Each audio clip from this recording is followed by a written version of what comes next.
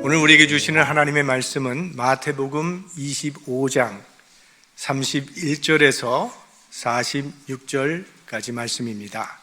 저와 여러분이 한 절씩 교독하겠습니다.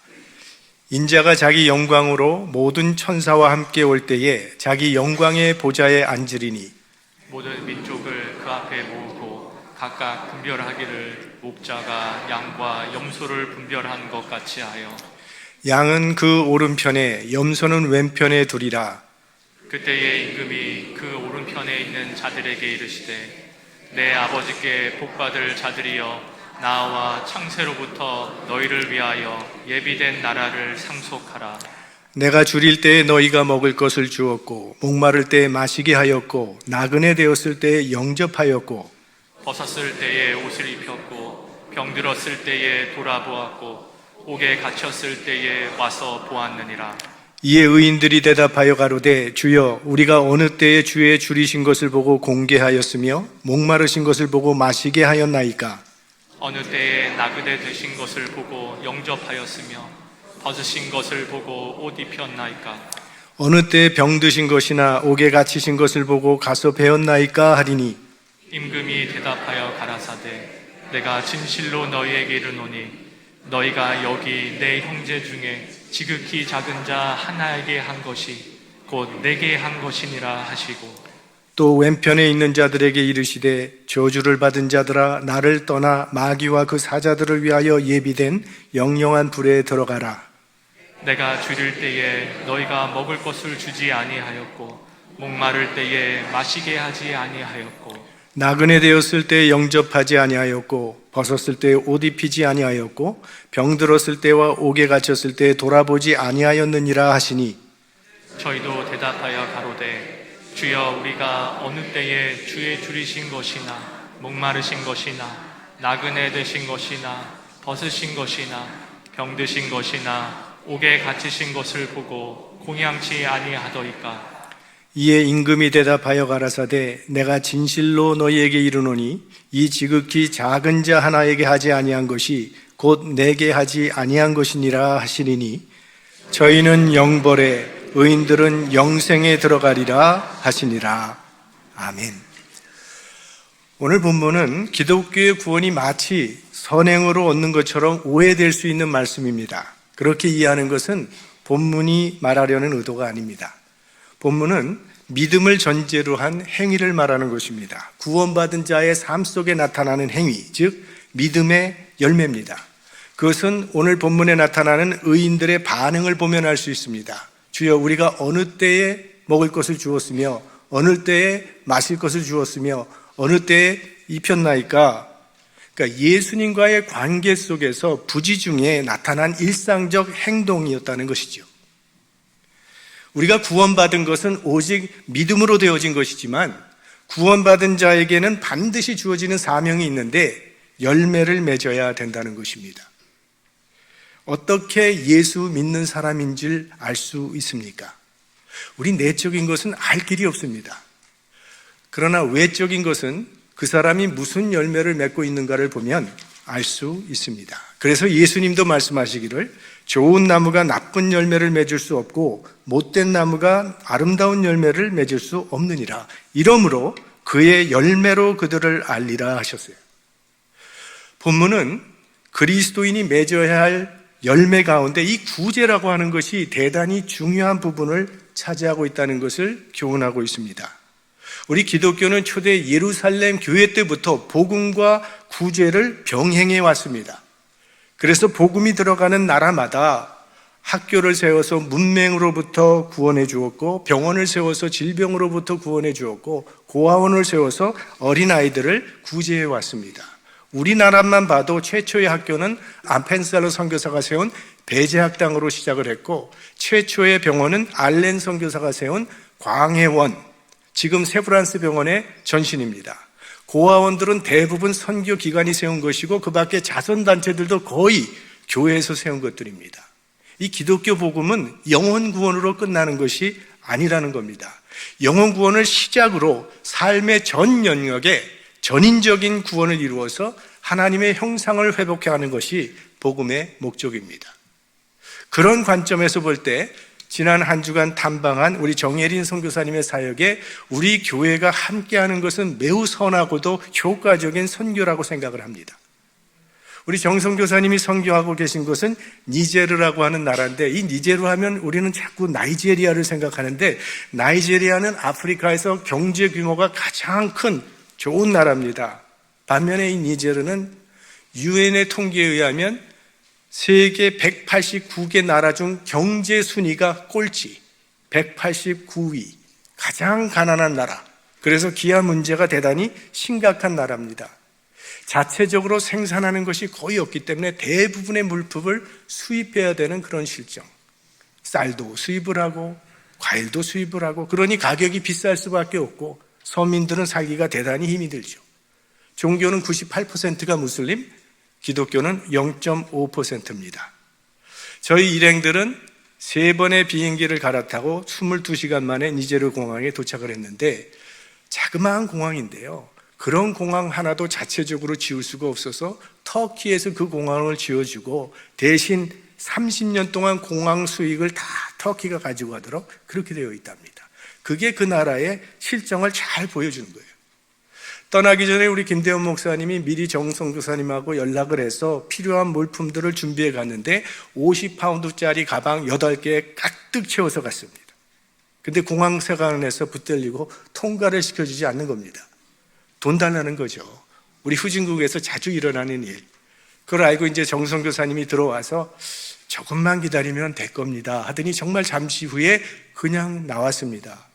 이유인 즉슨 우리 선교사님을 통해서 성경 공부를 하다가 크리스찬이 된 사람이 그 공항에 꽤 높은 직책에 있기 때문에 그 사람에게 연락을 해서 우리가 나올 수 있었던 겁니다. 우리 선교사님이 사역하시는 곳은 이 니아메이라고 하는 수도에서 25km 가량 떨어진 변두리 사막인데요, 이 니제르라고 하는 나라는 도시만 벗어나면 온통 다 사막입니다.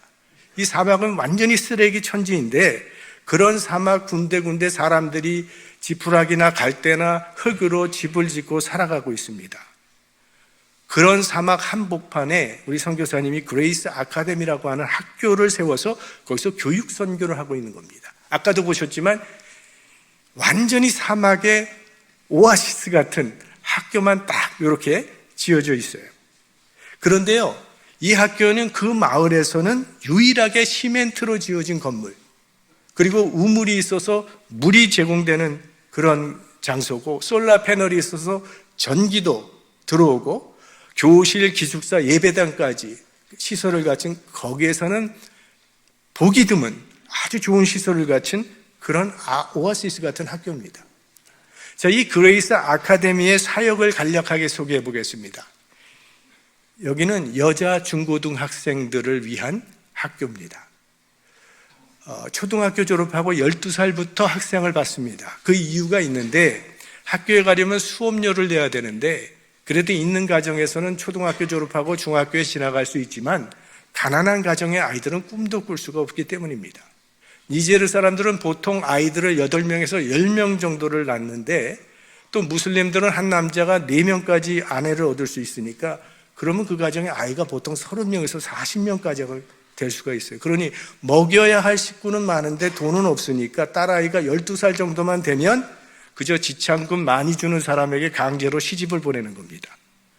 자, 그럼 12살밖에 안 된 아이가 시집가서 임신하고 출산의 과정을 통해서 극심한 신체적으로 정신적으로 충격과 고통을 받게 되죠. 또 가정폭력이나 학대를 당하다가 버림당하기가 일수라고 합니다. 그래서 우리 선교사님이 처음 학교를 시작하게 된 동기는 바로 이런 여자아이들을 보호해주기 위한 것이에요. 어린 딸을 시집 보내려고 하는 부모에게 찾아가서 내게 맡겨주면 내가 먹여주고 재워주고 공부도 시켜주겠다고 어렵사리 설득을 해서 2017년도에 7명의 아이로 학교를 시작했어요. 그런데 5년이 지난 지금 100명으로 급성장한 겁니다. 자, 이게 처음 시작했던 7명이에요. 표정이 얼마나 밝습니까? 지금은요, 좋은 학교 소문이 나서 부모를 찾아가 설득할 필요가 없게 됐어요. 지난 학기에 30명을 모집하는데 140명이 지원을 했다고 합니다. 그리고 이제는 학생을 선발하는 기준이 가난해서 중학교에 보낼 수 없는 가정의 아이, 그리고 0.5%밖에 안 되지만 목사님의 아이, 그리고 그 교회에서 추천하는 아이, 그리고 딸을 일찍 가정이 어려워서 시집 보내려고 하는 그 가정의 아이들을 받습니다. 무슬림 가정인 경우에는 반드시 부모로부터 이 학교는 성경 공부하고 예배 드린다고 하는 것을 승낙서를 받는 조건으로 아이를 받습니다. 그러면 종교 때문에 안 보내는 부모도 있고 종교와 무관하게 교육이 필요하다고 생각하는 부모는 또 보냅니다. 제가 선교사님께 부탁을 해서 100명의 학생증이 있는 걸 다 받아왔어요. 그 학생증을 보면 여기 보면 이름이 있고 생년월일이 있는데, 제가 이걸 여러분들에게 보여드리는 이유는 세 번째 줄에 보면 아이들의 생년월일이 나옵니다. 잘 보시면 생년월일이 뭘로 나옵니까? 주로 1월 1일. 이 4명 중에 3명이 1월 1일이에요. 왜 이런가 하면 중학교 입학할 때 생년월일을 써야 되는데 부모도 모르고 아이도 모르는 거예요. 그래서 이때 그냥 대충 1월 1일 이렇게 써버립니다. 그리고 연도도 어렴풋하게 기억난다고 그저 2009년경 뭐 이런 식으로 생년월일을 기록합니다. 이 그레이스 아카데미에서 이루어지는 사역은 전인적인 사역입니다. 가난은요, 단순히 돈의 문제가 아닙니다. 만약 돈이 문제라면, 돈이 가난한 지역에 돈만 보내주면 모든 문제가 해결돼야 될 텐데 그렇지가 않습니다. 이 가난이라고 하는 것은 대단히 복잡한 문제를 발생시키는데, 가난한 환경에서 자라나는 아이들은 사회적으로 정서적으로 어려움을 겪게 됩니다. 왜냐하면 그런 환경에서 자라난 아이들은 자존감을 잃게 되고 자신에 대한 가치, 자기는 무가치한 존재라는 생각을 갖게 됩니다. 그리고 이런 아이들은 학대의 피해자가 되기도 합니다. 학교 가지 않는 아이들은 대개 돈벌이의 수단으로 전락이 되게 되는 거죠. 그러다 보면 언어적으로 또 신체적으로, 심지어는 성적으로 학대를 당하게 됩니다. 부모나 보호자가 가해자가 되기도 한다는 거예요. 이런 상황에서 아이들은 사랑이 무엇인지 모르죠. 사랑을 받아본 적이 없기 때문에. 또 이 가난이라고 하는 것은 우리 영적 부분에까지도 영향을 미치는데, 절망에 빠진 아이들은, 소망이 없는 아이들은 하나님을 믿기가 힘이 듭니다. 그래서 배고픈 자에게 참된 복음은 빵의 복음이다라는 말까지 나오는 것입니다. 이런 것들이 가난에 의해서 발생하는 아주 복합적인 문제들입니다. 그러니까 빈곤은 단순한 가난의 문제, 경제 문제가 아니지요. 이건 신체적으로, 사회적으로, 정서적으로 또 영적인 영역에까지 큰 영향을 끼치는 겁니다. 그래서 이 가난의 문제를 해결하려면 전인적인 사역이 필요합니다. 우리가 전인적인 사역이라고 할 땐 보통 4가지의 영역을 말합니다. 신체적인 영역, 지적인 영역, 사회적, 정서적인 영역, 영적인 영역. 먼저 그 학교에서 이루어지는 신체적인 사역은, 양육은 아주 열악한 환경에 있는 아이들을 신체적으로 건강하게 자라날 수 있도록 도와주는 사역을 하고 있어요. 그래서 이 그레이스 아카데미에서는 하루 3끼 아이들에게 영양가 있는 음식을 제공해 줍니다. 아마 니제르에서는 하루 3끼를 다 먹는 사람은 흔치 않으리라 생각을 합니다. 또 거기는 깨끗한 물이 있습니다. 사막에 사는 사람들에게 문제 중에 하나는 물을 찾을 수 없다는 것인데, 학교 내에 아주 좋은 우물에서 좋은 물들이 나오고 있어요. 그래서 이 100명의 학생들이 기숙사에서 함께 공동생활을 하고 있는데, 기숙사 구조는 한국의 군대 내무반과 똑같습니다. 한국의 목수가 와서 그걸 짜서 양쪽에 한쪽에 5명, 다른 쪽에 5명에서 10명이 나무 침대 위에서 사물함이 있고 그렇게 잘 수 있게 돼 있고, 샤워 시설이 갖춰져 있습니다. 화장실도 수시식이에요. 이게 다 물이 있기 때문에 가능한 것이죠. 근데 물을 굉장히 많이 쓰더라고요. 그래서 이러다가 물이 떨어질 수도 있는데 이 물이 더 필요할 상황이 올지도 모른다면서 우리 홍 장로님이 우물 팔 수 있도록 또 비용을 주시고 오셨습니다. 그 학생들은 양치질, 손 씻기 같은 건강한 습관을 길러줘요. 하나님은 우리 영혼뿐만이 아니라 우리의 몸도 만드신 분이고 우리 몸도 건강하시기를 원하기 때문에, 그래서 예수님도 많은 사람을 고쳐주지 않으셨습니까? 두 번째는 지적인 영역입니다. 이 그레이스 아카데미의 하루 스케줄을 제가 한번 소개해 드릴게요. 월요일부터 금요일까지는 오전 7시부터 7시 30분에 우리 정성교사님과 100명의 학생들이 모여서 경건회로 하루를 시작합니다. 7시 30분에서 12시 5분까지는 오전 수업, 12시 10분에서 1시까지는 점심, 1시 5분에서 6시까지는 오후 수업, 6시 10분에서 7시까지는 저녁, 7시 30분에서 8시 30분까지는 성경 공부와 기도회. 그게 끝나면 이제 8시 반부터 10시 반까지는 자율학습 시간. 뭘 해도 괜찮죠? 그러나 10시 반에는 자야 됩니다. 그 대신 고등학교 졸업반에 있는 아이들은 밤 12시까지 공부할 수 있도록 그렇게 자유를 허락해 줍니다. 그리고 토요일이 되면 오후 2시까지 재능 개발을 위한 수업을 갖습니다. 봉제라든지 컴퓨터라든지 한국어반이라든지 영어반이라든지 이런 수업들이 진행이 돼요. 일주일에 아주 빽빽한 스케줄로 생활을 하고 있는데, 그 나라는 중학교를 나오면 그래도 사회를 진출할 수 있는 기회가 생긴다고 하는데요. 중학교 검정교시 합격률이 전국 학교 통계는 25%가 검정고시를 합격합니다. 그레이스 아카데미는 100%입니다. 니제르에는 대학이요 하나밖에 없어요. 이 니제르라고 하는 땅은, 그 나라 땅은요 대한민국의 13배 정도 되는 큰 땅입니다. 근데 거기 우체국도 딱 하나, 대학도 딱 하나밖에 없는 그런 나라예요. 그래서 대학에 들어가기가 매우 힘이 드는데, 그러나 일단 대학만 들어가면 학비를 포함한 모든 경비를 나라에서 지원해 줍니다. 그리고 매달 50불씩 생활비까지 주기 때문에 대학에 들어가면 가정에 경사가 나는 겁니다. 그리고 자녀가 대학에 들어가게 되면 가정에서 부모보다도 더 권위 있는 가정의 책임자로 대우를 받습니다. 그때는 부모도 자녀의 말을 따른다고 합니다. 그래서 작년에 우리 그레이스 아카데미에서 고등학교 졸업생이 총 6명이 졸업을 했는데 그 중에 4명이 대학에 진학했습니다. 일부 예배는 별로 놀라질 않더라고요. 이건 굉장히 놀랄 만한 사건입니다. 6명 중에 4명이 그 대학 하나밖에 없는 대학에 들어갔다고 하는데 대단한 거죠. 그래서 이 그레이스 아카데미는 최고의 크리스천 사립학교로 지금 소문이 나 있습니다. 그래서 요즘에는 국가 간부들이 자기 아이를 받아달라고 부탁을 해서 이거 조심스럽게 거절해야 하는 그런 상황이랍니다. 어려운 아이만 받아야 되니까. 근데 이처럼 좋은 교육이 이루어지기 위해서는 헌신된 교사들이 필요한데 22명의 교사들이 학생들을 가르치고 있습니다. 그런데 이 22명 전원 다 아주 헌신된 그리스도인들입니다. 그리고 대부분 우리 정성교사님으로부터 영향을 받은 제자들이에요. 그 중에는 법대를 졸업한 사람도 있고 또 그 중에는 메디컬 수업을 졸업한 그런 교사도 있습니다.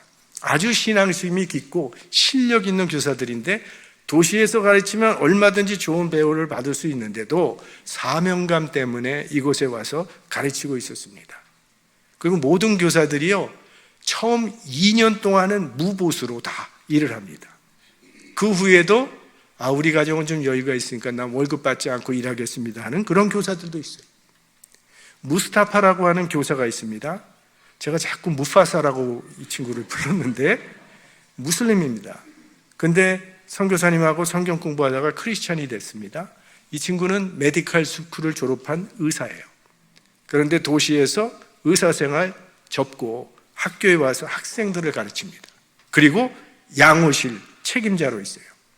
근데 그 양호실은 그 학생뿐만이 아니라 그 마을 사람들은 의료 혜택을 전혀 못 받으니까 아픈 마을 사람들은 그곳에 와서 치료를 받는 아주 귀한 사역지가 되었습니다. 이를 통해서 하나님 나라가 세워지고 있는 거죠. 교육은 청소년의 미래의 기회를 열어줍니다. 가난에서 벗어날 수 있는 기회가 주어지게 되고 다른 사람의 도움 없이 자립해서 살아갈 수 있는 길이 열리게 되는 것이 교육이죠. 그래서 지적 영역에 이렇게 투자하는 것입니다. 세 번째로 사회적, 정서적인 영역입니다. 자신이 하나님의 형상대로 창조된 소중한 존재라는 것을 깨닫게 도와주는 거죠. 이런 깨달음은 사실은 건강한 교제를, 건강한 관계를 통해서 얻을 수가 있는데, 이 그레이스 아카데미 학생들 가운데는 가정에서 받은 상처가 많습니다. 그래서 그런 내면의 아픔과 슬픔과 죄책감과 수치감을 갖고 있는 학생들이 친구들과 서로 소통하면서 우정을 나누게 되고, 또 선생님의 따뜻한 사랑 가운데서 정서적으로 안정감을 얻게 되면서 건강한 정체성을 회복하게 되는 것이죠.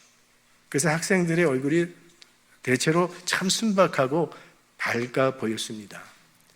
이 니제르라고 하는 나라는 여러 종족들이 섞여서 살고 있는데, 또 보니까 그 종족들 간에 굉장히 배타적이고 말도 하지 않고 상종을 하지 않습니다. 그래서 그레이스 아카데미에 처음 들어온 이 중학생들은 다른 종족 아이들하고 거리를 두고 말을 하지 않아요. 그러다가 조금 시간이 가면 그때부터 서서히 하나가 돼서 정말 그 아름다운 그런 공동체, 하나됨을 이루게 되는 거죠. 자, 이런 아이들이 나중에 자기 종족에서 어떤 리더십의 역할을 맡게 된다면 종족 간의 평화도 이루어질 수 있지 않겠습니까? 방학 3개월을 제외하고 9개월 동안 학교 기숙사에서 공동생활을 하게 되는데, 보통 우리 같으면 방학이 길면 길수록 좋을 텐데 이 학생들은 개학할 날만 손꼽아 기다린다는 거예요. 친구가 그리우니까. 행복한 공동체가 이루어진 겁니다. 마지막으로 우리 영적인 영역, 다른 부분이 다 채워진다 할지라도 영적 부분이 결핍된다면 소용이 없죠. 그래서 우리 학생들이 예수 그리스도를 구세주로 고백하고 말씀과 기도를 통해서 예수 그리스도의 제자로 자라날 수 있도록 도와주는 것이 대단히 중요한데, 가보니까요, 신앙생활은 우리보다 훨씬 더 잘합니다. 매일 아침 7시에 경건회로 시작을 해요. 또 성경 수업 시간이 있어서 수업 시간을 통해서 성경을 배웁니다. 매일 1시간은 전교생이 다 채플에 모여서 녹음기를 틀어놓고 성경 읽기를 1시간 동안 합니다. 또 매일 저녁 1시간은 성경 공부와 기도회로 모임을 갖습니다. 그리고 매주 수요일에는 오후에 이 학생들이 마을로 다 나가요. 아웃리치를 하는 거죠. 그래서 쓰레기를 주워주고 동네 사람들 필요한 일을 도와주고 또 그 마을의 아이들을 다 초대해서 학교로 데려옵니다. 그래서 함께 노래도 부르고 게임도 하고 선물도 주면서 같이 놀아주는 거죠. 다 무슬람 가정의 아이들인데 사실 장난감도 없고 재미난 일도 없는 삭막한 사막에 살고 있는 아이들에게는 이건 천국잔치죠. 무슬림 부모들도 자기 아이들이 이렇게 행복해하니까 다 고맙게 생각하고 있습니다. 목요일 낮에는 주중 예배가 있고요, 주일 오전에는 아침 예배가 있습니다. 보통 교사들이 돌아가면서 설교를 합니다. 근데 이번에는 저희들이 방문했기 때문에 목요일에는 우리 김대원 목사님이 설교를 해줬고 주일에는 제가 설교를 했는데, 오전 9시 반에 찬양을 시작했는데 찬양을 1시간 반을 해요. 아까 보신 것처럼 온몸을 흔들면서 얼마나 찬양을 열심히 하는지 모릅니다. 누가 시켜서 하는 거 아니에요. 이렇게 중학교 4년, 고등학교 3년을 합해서 7년 동안 기숙사에서 함께 먹고 함께 자고 함께 공부하고 함께 말씀을 배우면서 기도하는 신앙 공동체를 상상해 보세요. 이건 육군사관학교 저리 가는 공동체입니다. 예수 그리스도의 강력한 군사로 세워지게 되는 거예요. 이번 4월에 세례식이 있을 예정인데 29명의 학생이 세례를 받게 된다고 하는데요, 사실 무슬림이 98%인 나라에서 평생 선교를 해도 한 사람 세례받게 하기가 힘든 실정입니다. 근데 이미 이 학생들은 방학 때는 집에 가서 가정일을 돕고 농사일을 돕고 또 마을 교회에 가서 열심히 헌신된 그 성도로서 섬기고 그 마을에 선한 영향력을 이미 미치고 있습니다. 이 학생들이 나중에 결혼을 하면 가정에서 엄마가 돼서 큰 영향력을 발휘하게 될 것이고 또 사회에서는 빛과 소금의 역할을 감당하게 될 겁니다. 그러면 이 학생들은 자기 일상에서 니제르의 선교사로 살아가게 되는 것이죠. 그러므로 이 사역은 단순히 중고등학생을 돕는 것으로 끝나는 것이 아니라 그들을 통해서 복음이 흘러가게 하는 선교입니다. 그들을 통해서 가정이 변화되고 사회가 변화되고 세상이 변화되는 선교입니다. 그리고 이 귀한 선교사에게 중심지에 계신 분이 바로 정혜린 선교사님이에요. 우리 선교사님은 2009년에서 2016년까지는 위클리프 선교사로 그 니제르에 있는 선교사들의 자녀들을 위한 학교에서 교사로 섬겼던 분이에요. 그리고 약속된 임기를 다 마치고 이젠 끝났다고 미국에 돌아왔는데 다시 하나님으로부터 너 니제르에 다시 가서 크리스천 학교를 세우라는 하나님의 부르심을 받게 됐다는 겁니다. 그래서 하나님이 부르시니까 2017년에 다시 니제르로 가겠다고 했더니 선교단체에서 말리더랍니다. 왜? 아니 98%가 무슬림인 나라에서 무슨 크리스천 학교를 하냐, 그거 불가능하다 하고 선교단체에서 가지 못하도록 했다는 거예요. 그러나 자신은 하나님의 부르심을 확신하고 있는데 안 갈 수는 없고 그래서 비행기표를 샀습니다. 그리고 비자 신청을 했어요. 그런데 비자가 나오질 않는 겁니다. 짐 다 싸놓고 기다리고 있는데 이제 비행기 출발일이 다가오는데 매일 우체국에 가서 확인을 해봐도 비자가 나오질 않아요.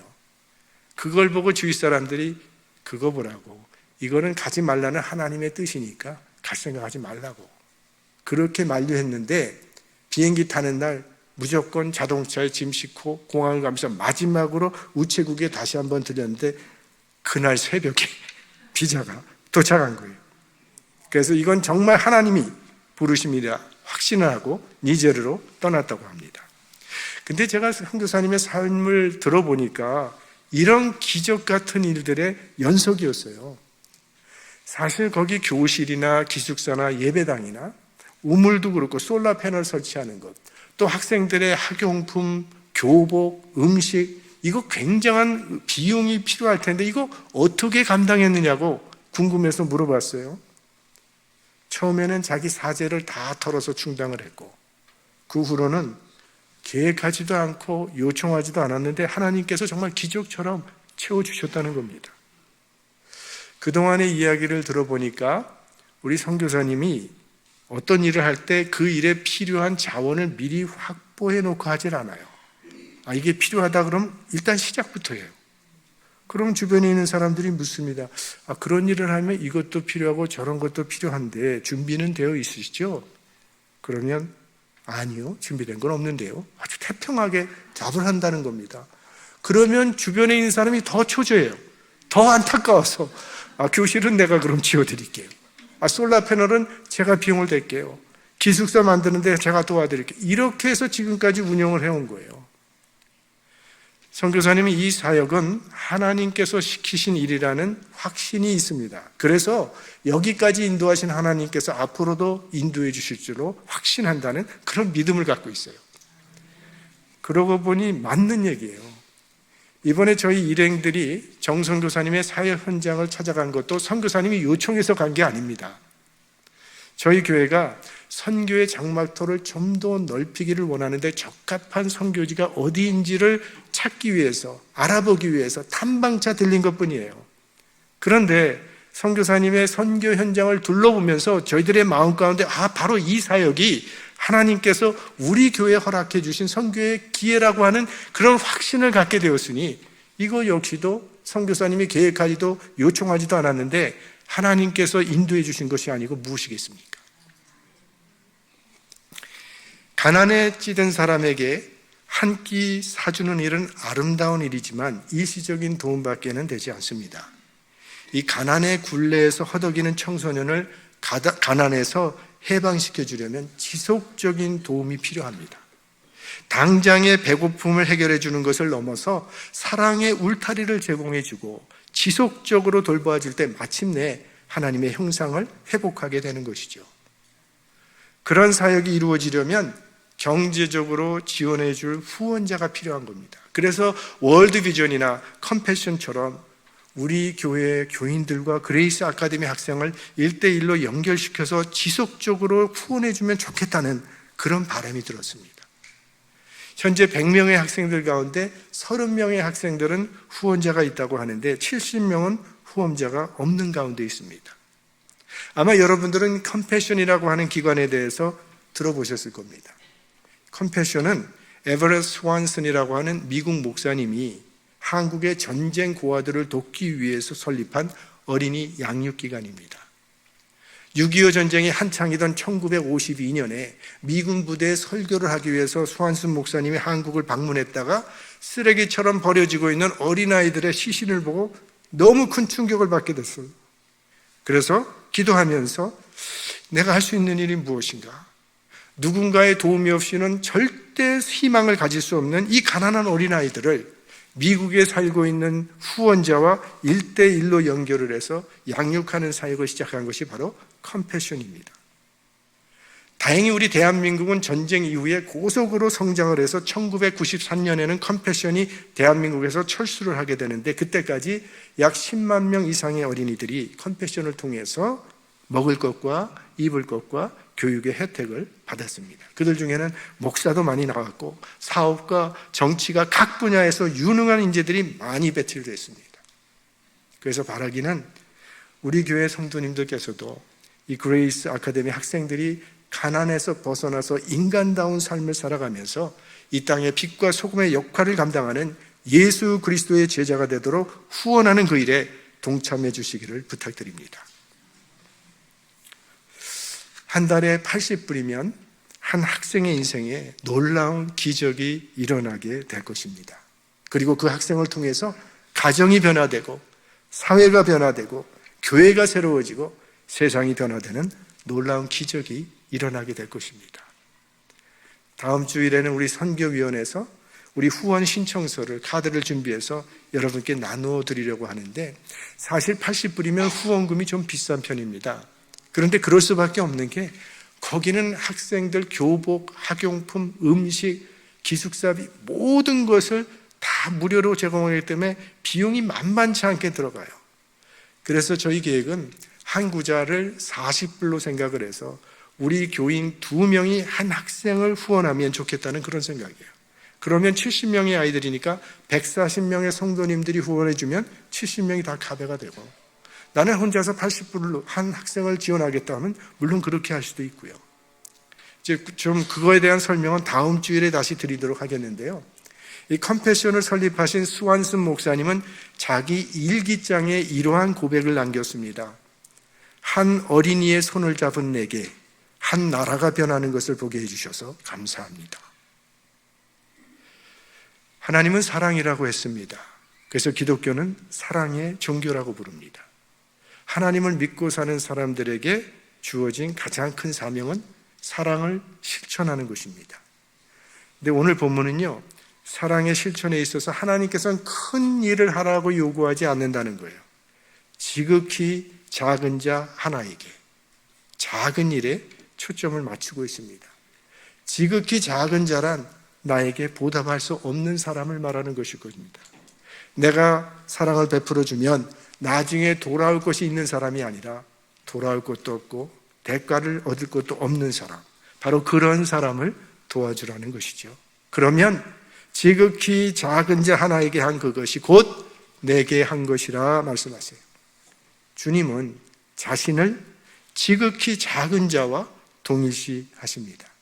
작은 자에게 한 그 일이 곧 주님께 한 일이 되는 것이죠. 이웃사랑이 곧 예수님 사랑이라는 겁니다. 만일에요, 오늘 저녁에 예수님께서 여러분의 가정에 찾아오신다면 여러분은 어떻게 예수님을 맞이하시겠습니까? 아마도 최고의 정성을 다해서 주님을 영접하실 것입니다. 그런데 안타깝게도 지금 우리 옆에 와 계신 예수님은 보지 못하고 있습니다. 오늘 본문에 의하면 예수님은 때로는 거지로 나타나기도 하시고, 때로는 옥에 갇힌 자로 나타나기도 하시고, 나그네로 나타나기도 하시고, 병든 자로 나타나기도 하십니다. 그러니까 우리는 지금도 주님을 도처에서 만나고 있는데 단지 보지 못하고 있을 뿐입니다. 내가 진실로 너희에게 이르노니 너희가 여기 내 형제 중에 지극히 작은 자 하나에게 한 것이 곧 내게 한 것이니라. 우리 주님의 말씀입니다. 여러분 모두 마지막 날 이런 주님의 음성을 들을 수 있기를 주의 이름으로 축원합니다.